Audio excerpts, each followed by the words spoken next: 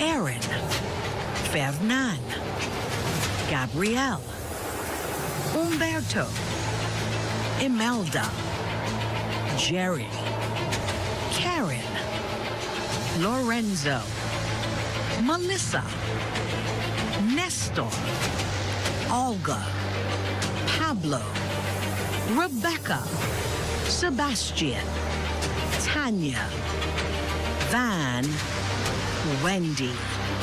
This public service announcement was brought to you by the Broadcasting Corporation of the Bahamas in conjunction with the Disaster Risk Management Authority.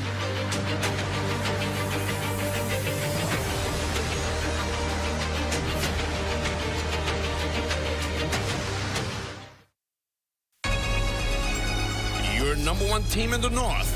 Only the sun covers the Bahamas better. And that concludes the Bahamas Tonight, the Northern Edition. I'm Yolanda Thompson-Everest. And I'm Jay Philippe.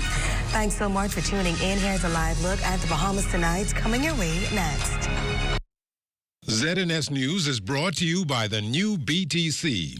Fiber is here. Faster, stronger, more reliable. Together, we are unstoppable. Switch today.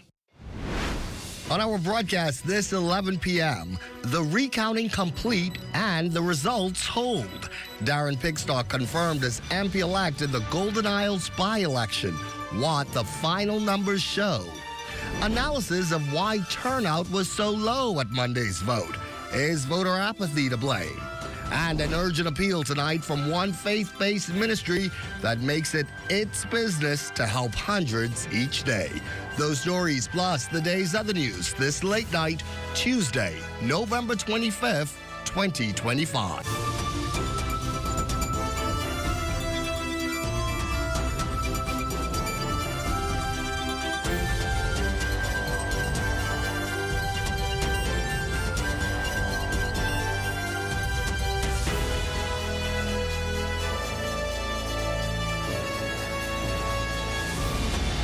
The Bahamas Tonight at 11. The final word starts now.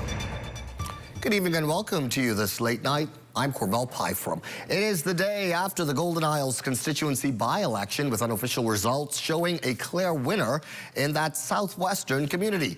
But do those numbers hold now that a recount's been done? And are all sides satisfied with the end result? At 11 for us tonight, Leah Cooper. Monday's unofficial by-election results yielding little to no major changes in the recount at the Andre Rogers National Baseball Stadium.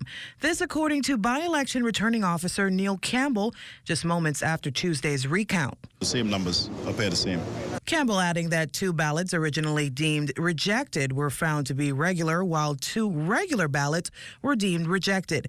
This led to no change to the unofficial count. Monday's unofficial results, as announced by Parliamentary Commissioner Harrison Thompson, revealed that the Progressive Liberal Party's Darren Pigstock was the victor of the 4-way race with 1,873 votes. The Free National Movement's Brian Brown follows with 1,636. The Coalition of Independents' Brian Roll with 348, and independent candidate Karen Butler with 16.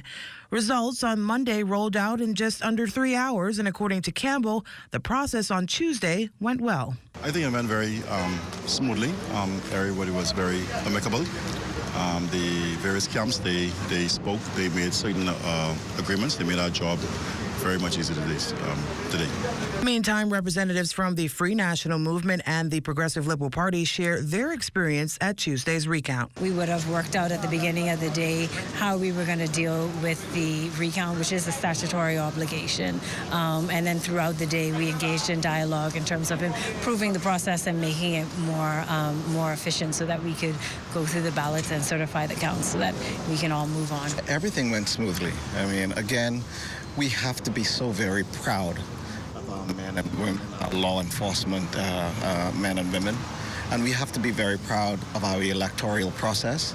I want to just say thank you to the Parliamentary Registration Department and the Commissioner for all that you did, for running a smooth process. From the stadium, the ballots are transferred to the Parliamentary Registration Department. From there, the results are made official. A writ will be presented to the Governor General at that time. The winner will be proclaimed. According to Parliamentary Commissioner, that process could take a few days. For the Bahamas Tonight, I'm Leah Cooper. Leah, standing shoulder to shoulder last night with MP-elect Pickstock was Progressive Liberal Party leader, Prime Minister the Honourable Philip Davis, who told Golden Isles constituents and by extension the nation that the former senator has his unwavering support and that he is the right person to meet this moment. This is a wonderful moment for Golden Isles. For Golden Isles, I want to thank you for choosing a man that will get the job done for you. We heard your cries. He understands your pains, and he knows your worries and also knows your ambitions. And he will deliver, as he says. And he has the full support of your Prime Minister to get it done. The dust has yet to settle following this excitement and anticipation surrounding yesterday's Golden Isles by-election. In this next report, our Danielle Dean interviews the opposition's candidate who shared his take on Monday's events. It's been just hours since the results of the Golden Isles by-election were released, and F&M candidate Brian Brown is still taking in what has transpired. Despite losing the seat to PLP candidate Darren Pickstock by 237 votes, he's not deflated but grateful. Well, if it's indication for come next year, the PLP should be really concerned. Because if we could get this in a by-election, you could imagine what a general election would look like. So it ain't concerning for me, it's concerning for the other crew. Often politicians are ridiculed when they don't follow through with their promises to elevate their constituencies despite not being given the seat. But Brown says that's not him, vowing to continue working to merit the favor of the electorate. We're going back out this week. That's not going to stop. It's no secret that former Prime Minister Hubert Ingram advised Brown not to run this time around. But still, the F&M candidate says he has no regrets. Not at all. The people wanted Mr. Brown, and if you could see the results, they came out. Brown said constituents have reached out to him, expressing they're disappointed with the way things have unfolded. But he still forges ahead confidently to next year's general election, where he says the results will look a lot different. Reporting for the Bahamas Tonight, I'm Danielle Dean. And thank you, Danielle. Now, in the wake of yesterday's by-election, Golden Isles F&M Constituency Association Executive Patrice Hepburn-Vilbert shared what the results mean for that party, the community, and the momentum moving forward. With first-hand insight and a grounded connection to voters on the ground, she breaks down the significance of the outcome. For Brian Berkeley Brown, I'm also an executive of the Golden Isles F&M constituency. Yes, we lost yesterday because the people didn't come out. But nonetheless, we're still energetic, enthused, and we're looking forward to the general election. Because despite that, yes, the people didn't come out. Mr. Brown has been on the ground for numerous of years. And I guess the people are saying because it's not a general, it won't make a difference. So now, coming for the general election, I'm going with Brian Berkeley Brown again. No ifs, ands, or buts. Yes, I'm a F&M, a strong F&M. We also got the views of yesterday's by-election from Golden Isles residents Marvin Tador and Harold Brown. Because it was a lot of work put in, and the constituency, they love Mr. Pickstock, and we feel like he's the right person, the right candidate for the constituency, so we get more progress we have to put into it. But to get more people up, more active in this area. Mr. Pickstock came and just changed everything. Like I said, me and Tador, we're from Golden Isles, and we see the change. Everybody see the change around. Golden Isles wouldn't be what it is if we don't have Pickstock. Mr. Pickstock is the man for Golden Isles, the MP for Golden Isles, and it's going to stay that way. Well, given the history of by-elections in the Bahamas, voter turnout has traditionally been lower. Monday's face-off in the Golden Isles constituency no different. Still, Parliamentary Commissioner Harrison Thompson's telling us he expected the voter numbers to be much higher. I think it's just opposite on behalf of the voters. Because according to our register, they have over 7,900 plus voters. And we expected much more than what turned out at the polls. So the unofficial winner for the by-election, PLP candidate Darren Pickstock, also acknowledges the low turnout and shares how he intends to win those voters over as the country heads into general election next year. voters want to see things happening in their community. That's what they want. It's really about building trust with the residents. It's about doing what you say that you're going to do. It's not about pretty speeches and pretty talks. It's about actually getting in there and doing the work. Time for a break here, but there is more to stay up for this Tuesday night. When we come back, Great Commission Ministry is appealing for your help. You're watching The Bahamas Tonight at 11. That story plus the day's other news when we come back. Imagine a world where every brand knows your name and every store awaits your arrival. Elite shopping, travel where luxury is a lifestyle and every journey feels like home. Dine where every flavor is just for you, every table reserved, and every moment a taste of perfection. Make every big moment even bigger. Experience banking where wealth isn't just managed, it's maximized. Step into a world without limits.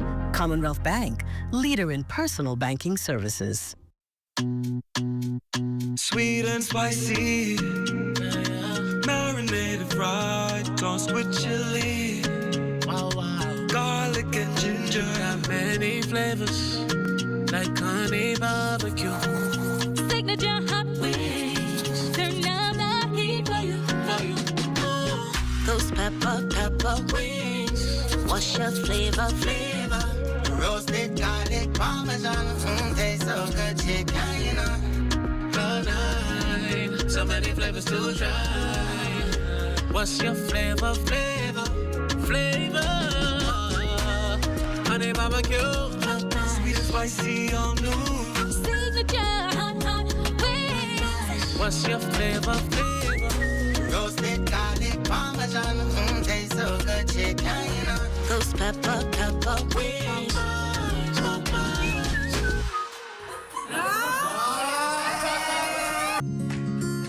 Our company has a simple philosophy, open hands. What do open hands mean? If you keep your hands closed, nothing comes in, nothing goes out. If you keep your hands open, a lot of things comes in, a lot of things goes out. We cannot expect to be a successful company without blessing our community and blessing our country. My good friend and valued client, Dominic Stirrup, approached me following a meeting we had and told me of the idea that he had of feeding 10,000 Bahamians on Thanksgiving. There was a lot of details to put together, had to figure out how to get it done, but at the end, it was worth it. At the end, it gave me a heart of gratitude to know that our company is reaching out to so many persons. We invite you on a journey to witness an extraordinary chapter in the story of the Bahamas Striping Group of Companies, a tale of compassion, unity, and the true spirit of Thanksgiving.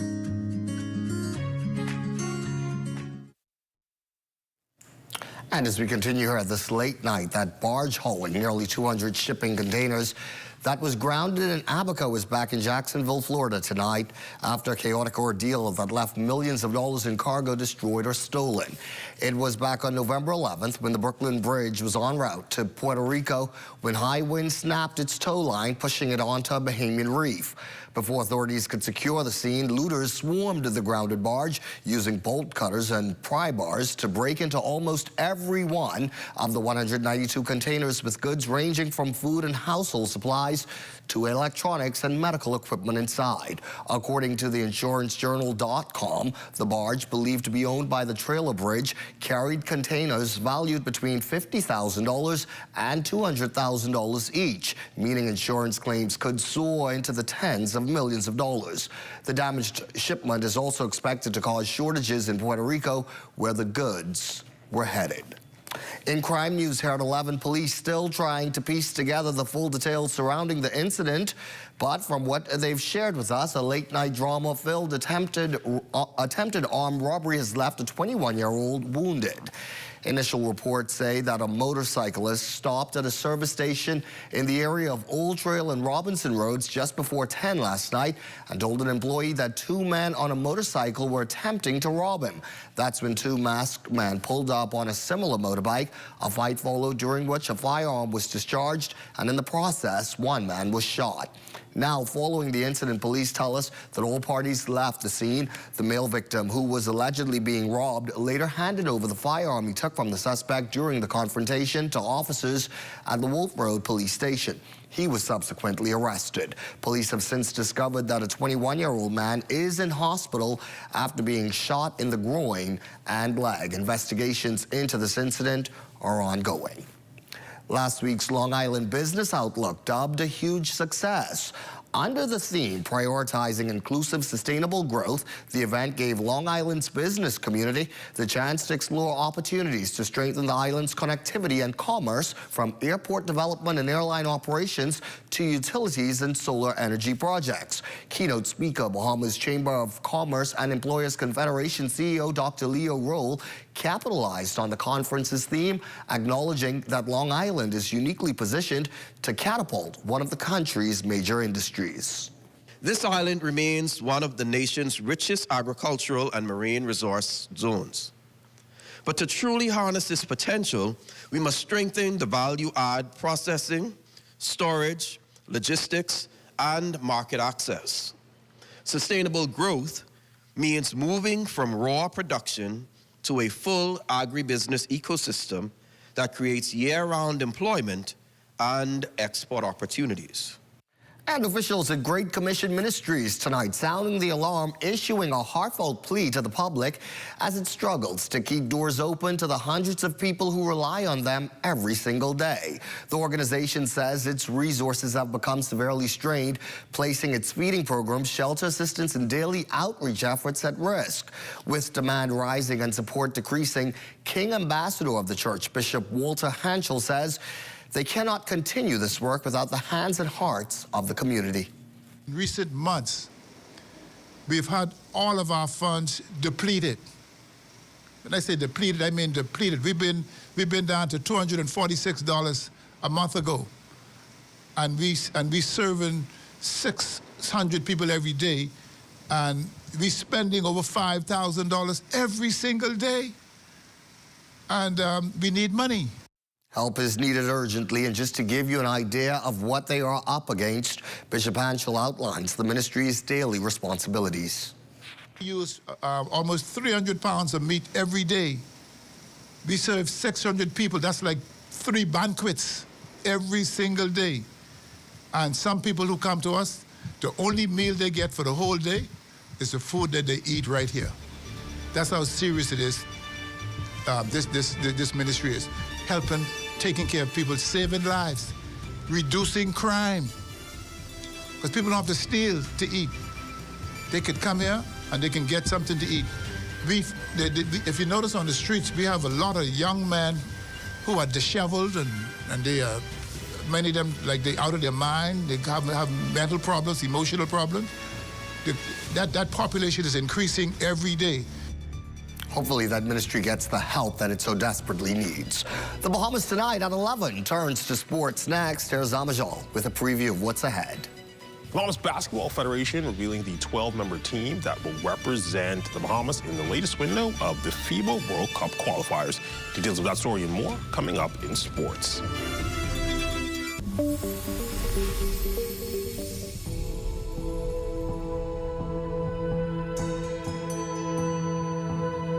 Fuel, solar, LNG, and battery storage units, they're all part of the plan. The Bahamas has already begun the transition from dependency on diesel to cleaner fuel diversification. But what exactly is this energy mix? Well, here's the breakdown. HFO, that's heavy fuel oil, ADO, that's diesel, they have LPG, and then they also have the battery storage units that is at the Blue Hill Power Station. And so what we've been adding into the fuel mix by these partnerships that we've developed is we're bringing on LNG, and then we're also going to be incorporating utility scale solar. And so we will have an energy mix that incorporates more renewables and cleaner fuel. With energy being one of the fastest growing commodities in the world, this mix puts the Bahamas on the map as a leader in energy within the region. You'll have more available options that we would have had in the past in terms of being able to provide a reliable source of electricity to the consumers on a consistent basis, as well as ensure that we generate at the most efficient price or cost-effective price for our consumers. A diversified mix coming together to better serve the Bahamas. But why now? As mentioned, LNG is the key transitional fuel for us. It's becoming available. The price is reducing across the world. And so even though we're small scale, technology has improved to allow us to be able to tap this source of energy. Prior to that, it was more expensive, this is all part of the initiative that BPL and other utilities are trying to do to improve our service.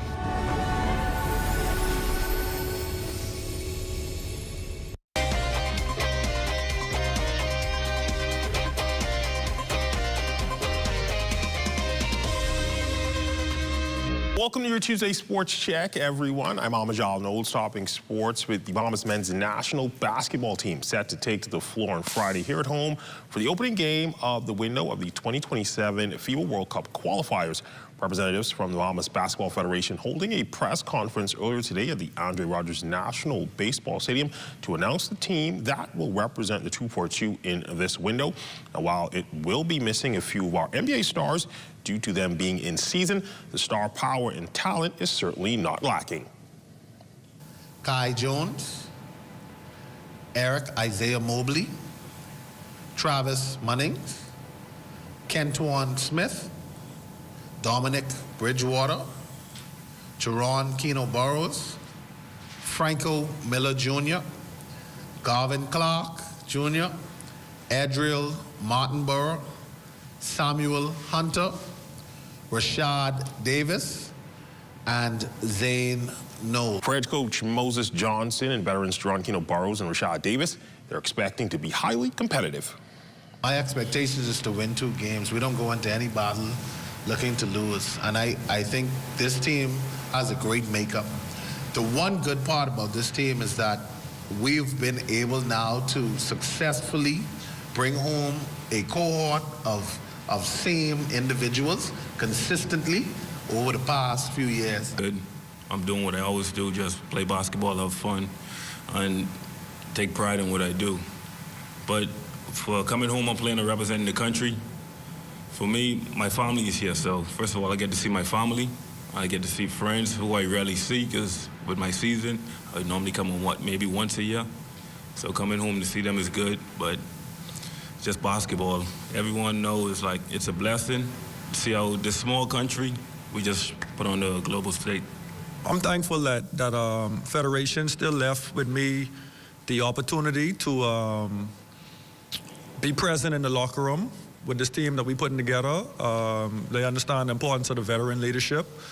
I don't jump like I used to, but still bringing a lot of things to the team, and you can get a hard chop, for sure, if you come in that paint. So in hoops, the men's team's arriving in the capital for the Battle for Atlantis tournament that sets to tip off tomorrow over at the Imperial Arena. And while this is a business trip for the 8 schools that have made the trek to the 242, they're also doing their part to help inspire the next generation of hoopers here in the Bahamas. Yesterday, the Colorado State men's basketball team holding a skills clinic with students from the T.G. Glover and Judith P. Thompson primary schools. The exchange would certainly be a memorable one for all involved. Just some basic shooting, passing, and dribbling skills, we work on every day. We still do to this day, all of us players, as skills you need day in and day out. I was once a kid like these kids in these shoes right here, so I know what it's like to have people like this come to schools and have impact on it, and it's a big deal. It means a lot, and so I'm hoping I can get back and give these kids the same feeling. To have an opportunity where they are able to see actual college players, university players that do this for a living, I think it's going to be something that's going to impact them deeper than we even think.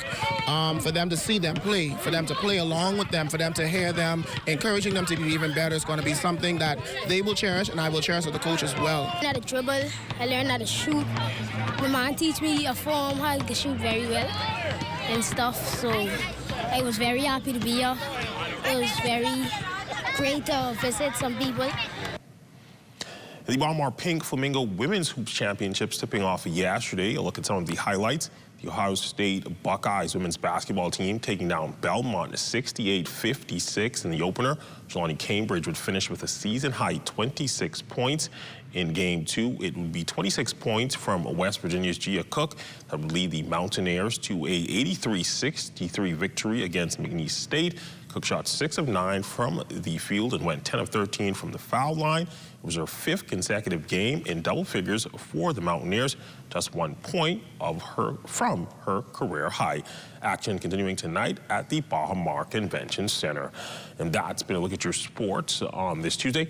I'm Jal Knowles signing out until tomorrow.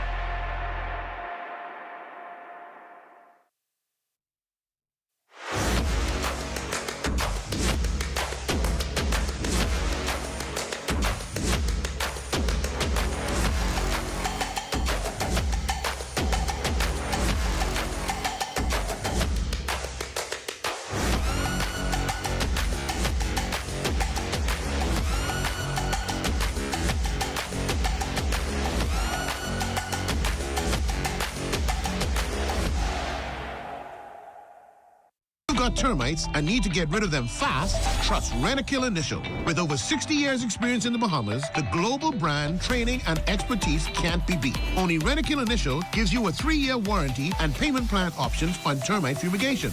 No one can match the range of treatments we offer, such as fumigation, pre-construction treatments, termite monitoring, and more. No matter where you are in the Bahamas, we will come to you. When it comes to complete termite eradication, there's only one name, Rentokil Initial. The Hidden Disabilities Sunflower is a globally recognized symbol for persons with invisible disabilities. The Sunflower lanyard made our journey less stressful, smoother, and more inclusive. REACH is proud to support the Hidden Sunflower Scheme, which makes the invisible visible. So far, the Nassau Airport Authority and the Nassau Cruise Port are Sunflower certified. So if you see someone with a sunflower lanyard, always remember to be patient and ask if they need some help.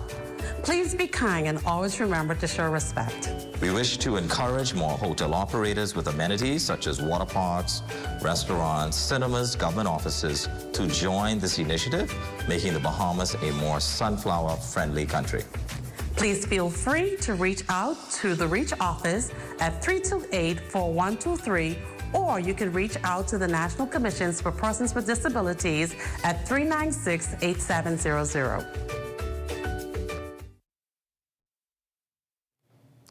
Well, even while enjoying some time away, Chief Meteorologist Basil Dean still has our weather forecast. Good evening. Getting you started in the tropics. We have 5 days remaining in the tropical cyclone season, and development is not anticipated over the next couple of days, but there is an area we're keeping our eyes on, and something could be happening there later next week. So we'll keep you posted of any development there in the Caribbean Sea.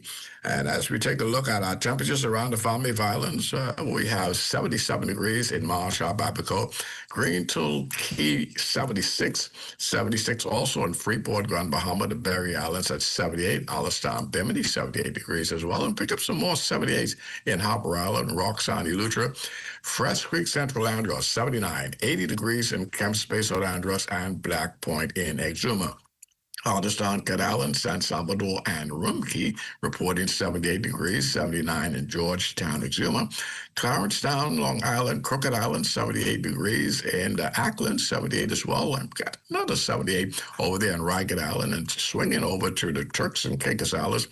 They have a temperature there of 83 degrees, and in Matthew, Tiny Nagua, the mercury column at 80 degrees.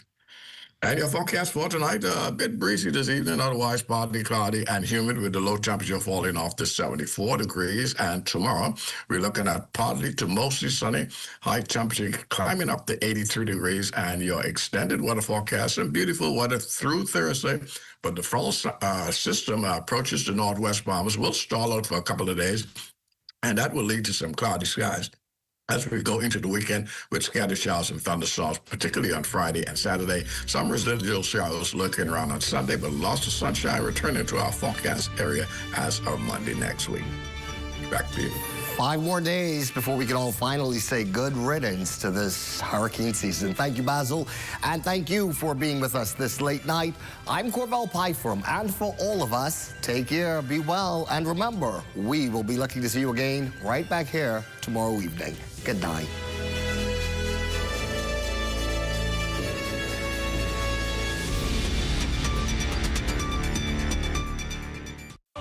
At Bahama Boulevard, I'm Sean Innes. This is ZNS.